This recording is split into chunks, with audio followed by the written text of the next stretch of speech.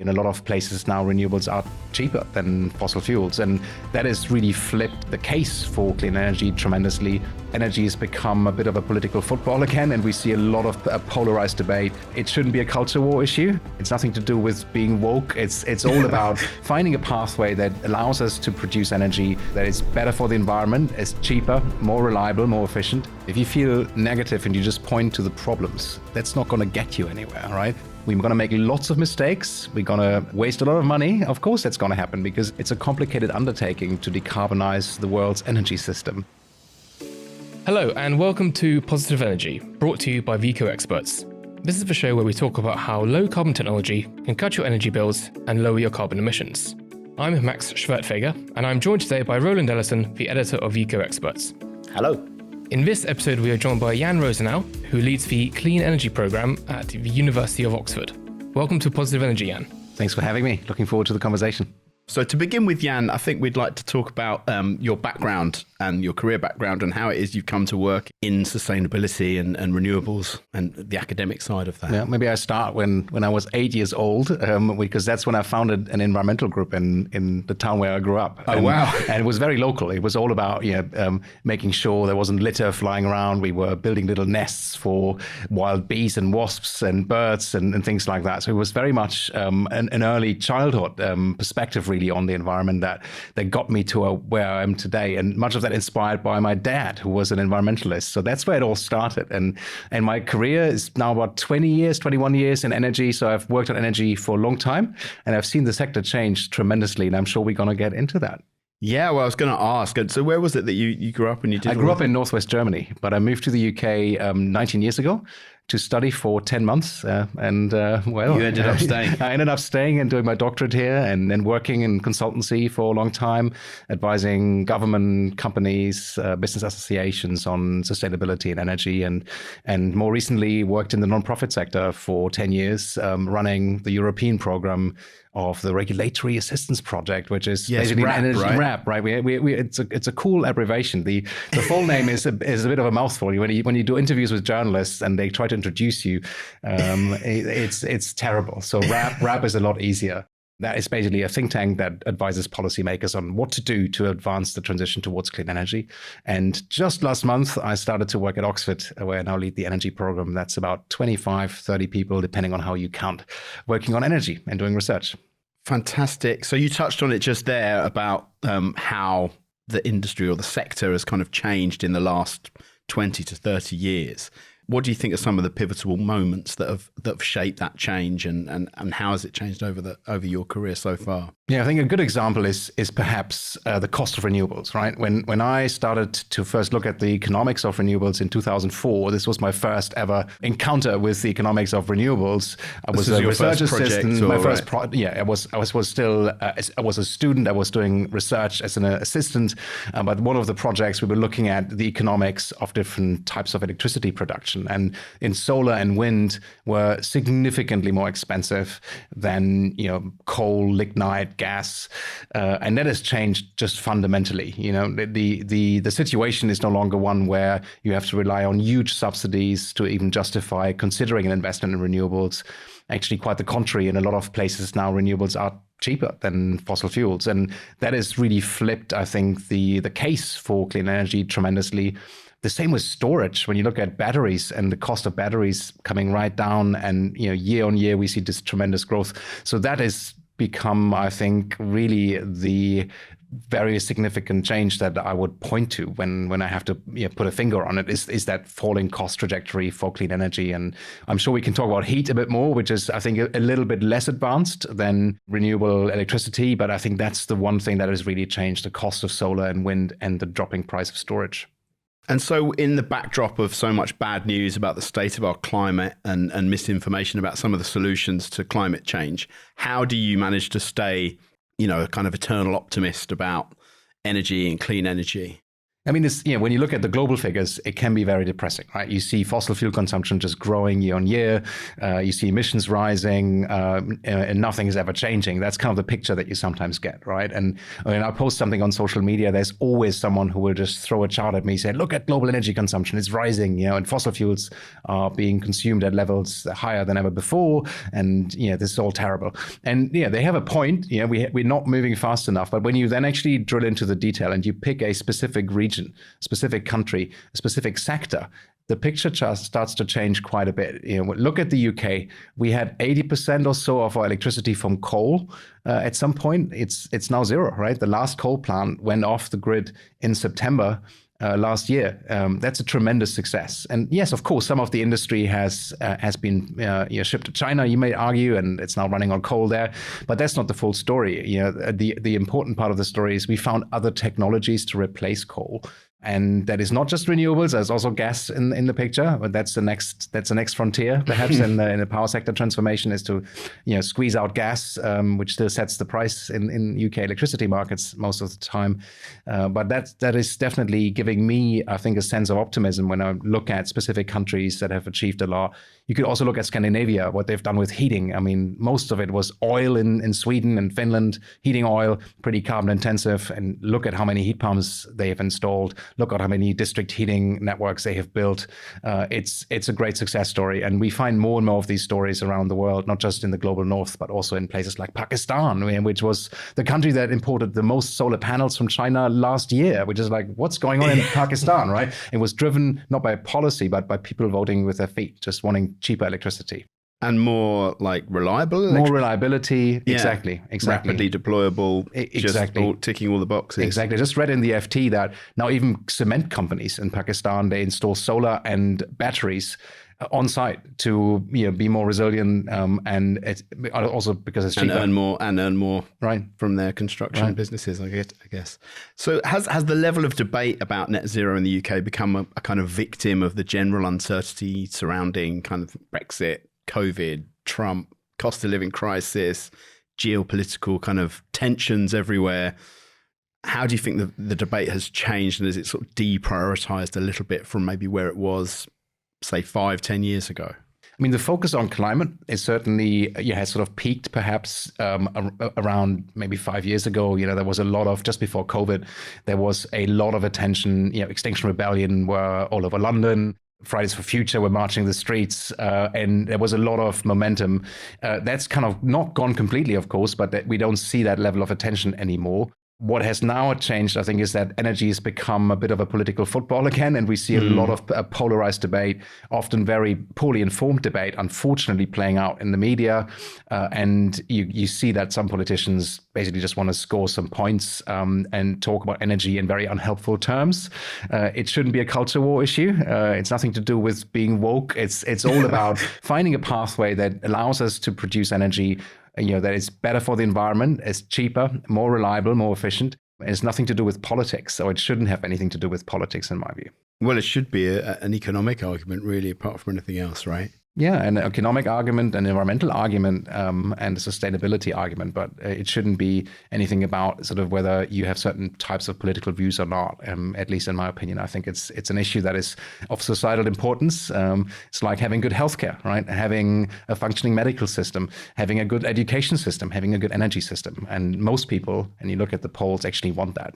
They want a cleaner energy system. They want lower prices. They want more reliability and less dependence on imports from places that are often, governed by fairly dubious characters, right? Shall we say it that way? Jan, what are the main reasons why someone should feel positive about the energy transition? Well, I don't think there's any other option. If you feel negative and you just point to the problems, that's not going to get you anywhere, right? When you look at past innovations that humans have achieved, it's never been the people who always said, "Oh, it's not possible, it's all too hard, it's all too difficult, there are lots of problems." That's not particularly helpful, as I think your approach when you look at this issue, which is complicated, is difficult, it's hard, it's not easy. But what it needs is, I think, some degree of optimism that you can solve a lot of these problems, and patience, because it's going to take some time. It's not going to all happen overnight. We're going to make lots of mistakes. We're going to waste a lot of money. Of course, that's going to happen because it's a complicated undertaking to decarbonize the world's energy system. But I think we need optimists. And actually, when you look at some of the recent breakthroughs that we have seen in technology, well, it's usually people who have a vision and believe in something that can be achieved that currently doesn't exist. So I think we need optimism in order to move forward, and we can't be pessimistic. I actually feel like I owe it to my kids that I'm optimistic and keep working on this, even if we're not moving fast enough, even if there's backlash against some of the energy transition aspects that we're seeing in society. But I think that's not a good reason to just despair and say we can never get there. Yeah. So how can those of us who are clean energy optimists, how can we improve the way we communicate around climate change and the energy transition? I think sometimes stories are more powerful than data. And I mean, I just told you the story about Pakistan, right? And people remember stories. I think people find it hard to remember detailed technical content. And that includes energy experts, actually. When you go to conferences and you see presentations, often there's a lot of information being presented, but most of that people forget. But what they remember is perhaps a story that you told them, or some very simple statistics that are particularly compelling. So I think that is a good way of communicating about it, and using real examples of people who had technologies installed that they were skeptical about initially and had a good experience with. Those kinds of, I think, narratives are much more persuasive than preaching to people how they should live their lives, what they should be doing. I think it's telling real stories. You've got a really strong following on LinkedIn, and you're a very kind of frequent poster on there about the energy transition and why we should all be clean energy optimists. So do you think that social media can be a really force for good when it comes to talking about climate change and the energy transition? I think it can be. It can also be a force for bad. I mean, we see a lot of misinformation, and we see accounts that clearly their only purpose is to spread misinformation about energy, and that's deeply, deeply unhelpful. But at the same time, you have the ability to actually get access to information that was previously difficult to access. You can get access to people who will share their perspectives with you with no filter, and I think that is particularly useful if you want to keep up with what's going on. So I think social media are a great resource also to test things. If you're a small startup, right, and you want to find investors, you want to find clients, it's a great opportunity to quickly scale and get yourself known in the market. So I personally can only see opportunities when I look at social media. Yes, there are these drawbacks, but you just have to live with them and ignore a lot of the noise that's out there and focus on the people who want to work with you. In the last few years, we've seen a huge growth in solar, and you talked already about how it's become so much more affordable, and that's obviously a key driver. What are the sort of barriers that still stand in the way of the wider adoption of clean energy and low carbon tech around the world, do you think? I mean, one of the key barriers is just the power of incumbent technologies. There's just inertia in the system, and of course the companies that have invested in assets that rely on fossil fuels will do everything they can to continue going about their business and not having to transition away from their current business model, and that filters through into the policies that are being adopted. We still see when we look globally at how much subsidy is being paid towards fossil fuels. The numbers are mind-boggling. I mean, the IMF, every year they put out numbers and people debate them and they discuss, are these all subsidies or not? But I think the latest figures there was something like $7 trillion per year. Some of that is just that fossil fuels are not taxed appropriately, and some of the social and environmental costs are not priced in. But some of that is also direct subsidies to fossil fuels. So that's one of the key barriers, of course, because it changes the economics in a very unhelpful direction. direction. And I think the other barriers, there's so many of them, but it's also the cost of capital in particular in countries that are more risky, perhaps, or seen as more risky. So when I went to the climate conference in Sharm el-Sheikh in 2022, I think it was, and I looked up how much of the electricity mix in Egypt was from solar, because the weather patterns there. I mean, you could run the whole country on solar. So that was kind of my impression when I looked at the weather, and it was tiny. It was almost no solar in the electricity mix. And you find the same is the case in many other African countries. And one of the main reasons is that the cost of capital is just too high. Once you reach a certain percentage, then the main cost of renewables is the cost of capital. It's not the cost of the actual technology. It's the cost of capital. So that's a key barrier. And it's super important, I think, that we address that, especially in countries that have not seen a lot of renewable deployment in the past. So yeah, I would say those are two important ones: subsidizing fossil fuels and incumbency, and then the cost of capital, especially in places that need renewables dearly but are seen as perhaps more risky. There's some pretty strong views around hydrogen's role in the energy transition. I think particularly in terms of domestic heating. Give us your thoughts on hydrogen generally and whether it has a potential role in the energy transition and what that role might be. Yeah, I mean, hydrogen will definitely play a role. And already today, we use about 100 million tons of hydrogen globally for things like fertilizer production, for example. Not as an energy carrier, but as feedstock. And that hydrogen is currently made almost exclusively with fossil fuels. It's highly carbon intensive. So replacing all of that with green hydrogen, maybe blue hydrogen, if the emissions can be kept at very low level with carbon capture, that clearly is a good idea, right? We need that hydrogen for fertilizer production.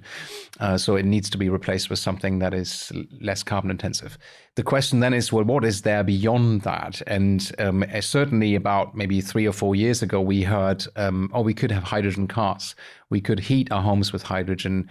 We can do all sorts of things with industrial processes. Everything is going to be run on hydrogen, and there's even been books written about it in the past. This is not the first time. We're kind of in the third cycle. This has been promoted heavily already in the 70s on the back of the oil crisis. So there were several attempts of creating this narrative that we can run the economy on hydrogen. But of course, once you look at the detail, it's not quite that easy. And why is that? Because, well, you have to make hydrogen, and that's usually expensive. It certainly is more expensive right now to make hydrogen from clean electricity than it is to just make it from fossil fuels. And there are other alternatives. So let's take the example of heating our homes, right? We have a technology called heat pumps or district heating, which is pretty efficient. Like a heat pump is probably 3, 4, 5 times more efficient than a gas boiler. But if you use a gas boiler and use hydrogen and burn hydrogen in it, the efficiency of hydrogen is quite poor. You might lose about 50% of the inputs. So the heat pump is maybe 6 times more efficient than a hydrogen boiler. I mean, the other interesting area is long-term storage. So one of the challenges in the UK and also elsewhere is that we have these seasonal swings, right? Mm-hmm. We have a lot of energy demand in the winter and less in the summer. And we have renewables increasingly delivering not all the time, right? So we need to find a way of storing energy when there's an oversupply of renewables and then using it later. And hydrogen could potentially provide that option in the power sector. If we can find a way of doing that economically, that could be one of the solutions. And the Royal Society has issued a report where they say we need a lot of hydrogen to actually play that role. But it's still early days. We haven't done it. Yeah, it's still not at the stage where we see lots and lots of hydrogen storage and generation of electricity from hydrogen. So just to talk a bit more about the situation in the UK at the moment, what would you say are currently the top 3 either policy or regulatory barriers in the way of domestic decarbonisation? I think one of them is to do with the spark gap. So that's the ratio of electricity to gas prices, which is very high in the UK, much higher than in any of the other European countries, and certainly higher than in the US or in China. And that prevents us from going faster with electrification, because if electricity is multiple times more expensive than fossil fuels, why should people switch, right? It kind of works all right for cars because petrol isn't that cheap because it's heavily taxed as well. And electricity is being converted very efficiently by electric vehicles to mobility. So you have that high efficiency. So it kind of works for electric vehicles, at least when you charge at home. But for heat pumps or for industrial processes, it's very difficult. And just, I think last week, Energy UK issued a report where they said actually one of the pieces of the puzzle is to shift levies away from electricity and potentially to gas, but certainly away from electricity. So that is number one, I'd say. Rebalancing policy costs is critical. Number two, for the UK, I think is about market reform. So we still see a situation where even though gas is shrinking in the mix, and it's not providing 90% of electricity, far from it, most of the time gas sets the price in the wholesale market. And that's not because we have a specific market design in the UK. It's very similar to market designs elsewhere, but it's to do with marginal pricing. And there needs to be a way forward how we can ensure that gas no longer sets the price so often. And we do that by, well, first of all, moving away from gas increasingly, using maybe battery technology to squeeze out gas in the wholesale market, but also to potentially change the design of the market and make sure that the pricing mechanism is no longer affected as strongly by gas prices. That's difficult to do. It's very complicated. The government is looking into that.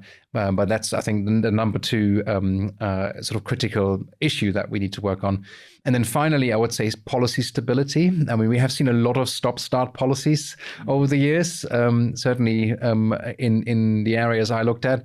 And that can be deeply unhelpful because it does not help investor confidence. It doesn't help small startups that have just gotten going and suddenly the policy changes all over again. So having more stability, I think, and taking a longer view would be absolutely critical to succeed with decarbonisation in the UK. So if you were advising the current government today and they were to ask you what's the one thing you think we should do out of everything you've just named, what would be the very first thing and the only thing that the government could do to really ramp up decarbonisation? I mean, levy reform is probably the simplest, right? I mean, it's not simple, but it's it's simpler than changing the market design. I'd say that could be done pretty quickly. Well, I guess the challenge, though, is that if you are removing levies from electricity, you're not going to put them on gas. So then they move into general taxation. Government's already said they're not going to increase VAT, they're not going to increase income tax, employee national insurance contributions. So where is that pot of money going to come from that they're currently getting from electricity levies? It's a great question, and it's a real conundrum. So if your red lines are, we can't put it in the public budget, we can't put it on gas, where are you going to put it? Right? There's not much left that you can think of how you would be able to do that. So some sort of compromise solution could be to put some of the levies into the public budget, especially the ones where you know that they will taper off. You know, we have some legacy policy costs from the renewable obligation and the feed-in tariffs, and over time, you know, those levies will shrink because the contracts for some of the assets will basically come to an end, and there will no longer be a liability to pay for them. So that's kind of could be one part of the solution. But if you're an average customer in the UK and you pay what the average amount for electricity and gas bills, doesn't really matter to you whether you pay for the levies through your gas bill or your electricity bill. True. Probably not. It's more for people who use an above average amount of gas and little electricity. Of which, yeah, there are some customers. You may think of maybe a pensioner living alone in a very large house, not using a lot of electricity, but the house still needs to be heated. So they might have an above average, right? Maybe gas, exactly. Yeah. There's a need for some, so making sure there are exceptions for people who are, I think, at risk from this policy. Having said that, I think the number of people who heat with electricity who are in fuel poverty is actually twice as high compared to the average population. So there's a much higher likelihood that you heat with electricity if you're fuel poor. And that means you might benefit more from levy reform than the average household. So again, that points towards perhaps a more nuanced approach when it comes to levy reform. But yeah, hopefully later this year, we're going to hear back from government. It's been announced so many times, also by the previous government, and we've never heard back what the plans were. So I hope this year, finally, we get a consultation with some proper plans on the table. The political backlash is going to be very difficult to manage. We already see now articles in the usual newspapers saying that there's going to be a tax on gas and prices will go up. And it's deeply unhelpful because, of course, the politics of this need to be very carefully worked through, and having a very polarized debate is not helpful. One of the biggest stories in the clean energy world in the UK so far this year has been Tony Blair's apparent criticism of the government's net zero strategy. What was your reaction to that? And was there anything he said that you agreed with or disagreed with? It was deeply unhelpful, in my view, to be completely blunt, and I think in the view of many others working in this space. And some of the solutions they were pointing to in the report to solve the issue. Like carbon capture. It was carbon capture and direct air capture, for example, which is very expensive. And just, I think, a couple of weeks later, there was news that the company that was leading on direct air capture was really struggling, and there were lots of negative headlines around it. It's not an easy solution. Direct air capture is not going to solve this problem. Yes, we might need some of it for the last residual emissions, but the main area where we can improve is we know the technologies already. They exist today, and the barriers are not so much technological, they're political. They might still be economic and to do with market design and things like that. But I thought the report wasn't particularly helpful because it was actually painting a picture that was quite negative and pointing to solutions that I think are actually niche solutions and potentially not solutions at all. And I don't know why the Institute decided to do that at the current point in time, but it's certainly not been helpful. And I've certainly not seen many people in the energy space who work on clean energy who felt this was a good intervention and made sense. And also the way it was picked up then by the media again, you can just see how that just feeds a certain narrative that the energy transition is expensive, that the high cost of energy have to do with clean energy right now, which is simply not true. The main driver for energy prices has been Ukraine and the invasion of Ukraine by Russia and high gas prices. That's still by far the most important price driver. Yeah.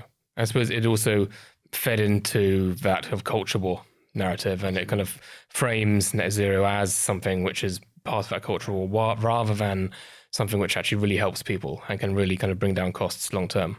Absolutely. And it's interesting to see places like Texas, right, in the US, where you're deeply conservative.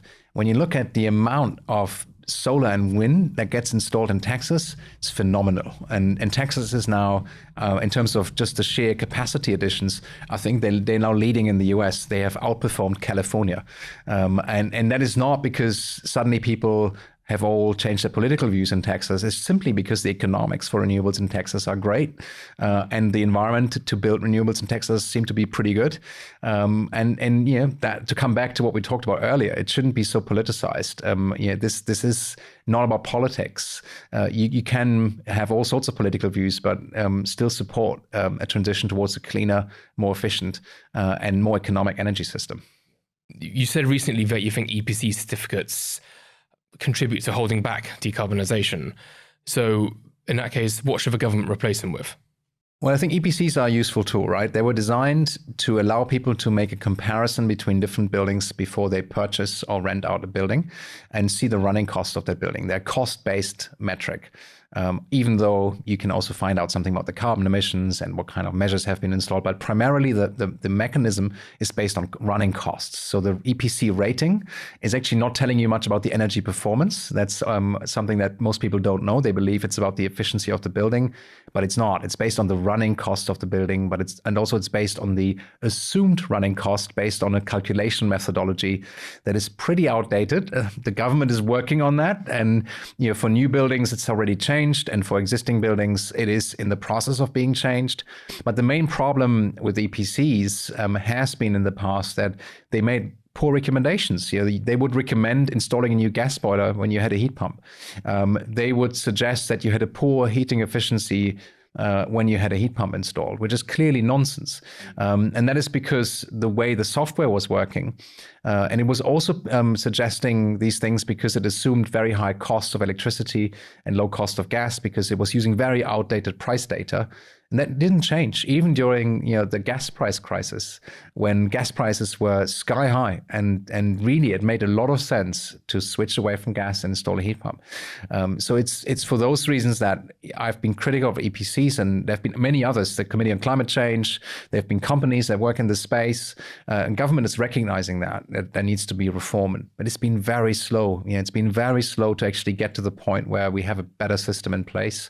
I don't think we should scrap it. It's always going to be imperfect, but it needs to be improved.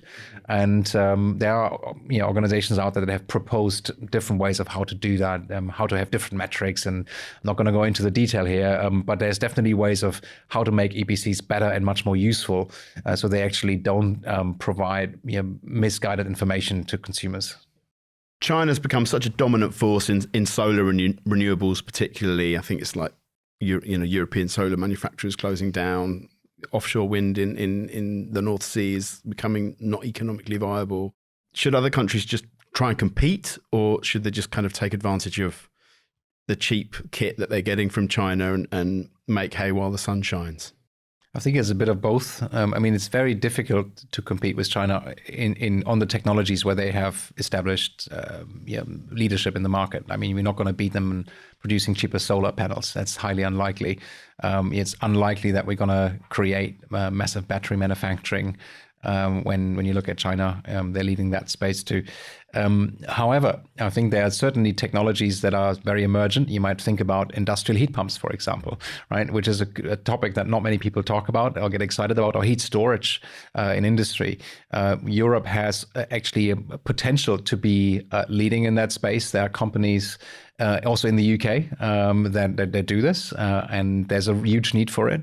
A lot of that is much more tailor-made, more specific, and I think Europe could certainly lead in that kind of area by having a clearer industrial policy and be more strategic. Last month, there was a report on how the industry in the UK could be decarbonized, and one of the messages there is to have a much clearer strategy and actually establish manufacturing base that is based on clean energy in the UK. So I think there is opportunities, but at the same time, I think China is just driving down the cost curve, right? We're seeing the cost of electric vehicles drop. The cost of battery is the main cost driver there. Cheap solar panels that get installed. China has obtained leadership in that space, partly because we let them. It's also been, again, this comes back to the politics, right? Whilst we had this infighting and is net zero a good thing or not, should we be doing it? China just got on with it. And not so much because they necessarily want to achieve climate goals, but as a strategic imperative. China is deeply dependent on imports, and they want to make sure that they can rely on domestic energy, and renewables is a key pathway, and electrification is a key pathway, and owning the entire value chain is of strategic importance for China.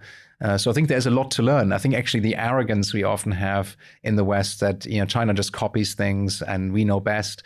Actually, now China is leading in a lot of areas, and maybe we should copy some of the technologies and some of the approaches that China is taking without replicating everything. Of course, there are lots of issues in China with some of the conditions under which these technologies are being produced and so forth. But there's certainly important lessons to be learned. And strategic planning and certainty and all the rest of it. Yeah. Absolutely. The UK is approaching a potential tipping point in regards to heat pump installations, but there is still quite a big pushback because the financial benefits aren't quite so obvious. At what point do you think will heat pumps become not just beneficial to the environment, but also to people's energy bills? So if you install a heat pump today, you can get a very different experience. You can get lucky and have a very high efficiency installation. And some of the heat pumps, you can actually find them on heatpumpmonitor.org. You can see the efficiencies of heat pumps where people share their data live. You can go on the website and you can see what the efficiency is today or what it was last year on the coldest day of the year. You can see all that data. And we know from that data that there are some heat pumps out there that have a coefficient of performance, a seasonal coefficient of performance of around 5, which is hugely efficient. That means, you're getting 5 units of heat for 1 unit of electricity back. And if you have that compared to a gas boiler, you have huge savings, right? You more than half your energy bill for heating. If you then also combine that with a specific tariff that is preferential, might be a time of use tariff. Companies like Octopus, for example, offer that, but there are also heat pump tariffs. OVO had a heat pump tariff for a while now, and other companies have started to offer that too. British Gas, E.ON, there's a number of them, Scottish Power. So you can see significant savings if you're in that category. However, if your installation is of poor quality, is not very efficient, your costs might not actually come down. They might go up because of the spark gap. So it's really important, I think, for anyone who installs a heat pump, make sure you get a good installer. And that's the first thing I tell people, like spend a little bit extra to get a good install. Don't just go for the cheapest offer. Make sure you know that installer has a track record of installing high quality heat pumps that deliver high efficiency. I think it's really important. And it's also important for the system overall, right? If we install millions of heat pumps that run inefficiently, we're going to then have to build an electricity grid around that and generate electricity in much larger quantities. And everybody has to pay for that infrastructure. So there's lots of other benefits too beyond the individual consumer. So for a UK homeowner, what would be your top recommendation for them to future-proof their home and prepare for the energy transition? When you look at the building stock in the UK, there's still a lot of potential for better insulation, and some of that is quite cheap. There's still buildings with no loft insulation or very poor loft insulation. That's not an expensive measure. Draft proofing, even underfloor insulation. We've done that in our own house, £2,000, and over 20 years or so, you can see your costs being paid back for the savings. So there's definitely still opportunities for that, and I would advise always, regardless of whether you have a heat pump or whether you have a gas boiler or an oil boiler, it just makes sense, right? You should do it. Should you do solid wall insulation? That's the big question always. For comfort reasons, maybe you should, right? Because if you have a really drafty building with moldy walls, damp, having solid wall insulation could just make it so much more comfortable. But you wouldn't do it for economic reasons. You're not going to get your money back, most likely, unless you have very, very high heating bills. And then I think the other important piece is the heating system itself, right? If you live in a city that has a district heating network planned, great. Somebody else will deal with that problem for you. But if you're not, then I think heat pump is the most likely scenario for most people. Not for everybody. There will be exceptions. There might be people who just don't have the space to put the unit somewhere. Although there's new solutions coming to market that deal with that. But there could also be electric boilers with batteries that allow to use cheap electricity and then run the electric boiler when costs are higher. So there are different options available. I think making sure that the building is well insulated within reason, of course, what makes financially sense, and then really thinking about the heating system. I would not advise anyone to install another gas boiler today. There are alternatives out there. You can get the economics to work if you find a good installer, and there's really no good reason not to go for a low carbon option. Jan, thank you so much for joining us today on this episode of Positive Energy. I feel we've covered a lot of ground, but it's been absolutely brilliant and we've been an absolutely fascinating conversation. So thank you so much for your time. Pleasure. Yeah, thanks for having me. To everyone else at home, thank you so much for watching this episode of Positive Energy. If you'd like to learn more about low carbon technology, please visit the Eco Experts website. Otherwise, we'll see you on the next episode of the podcast.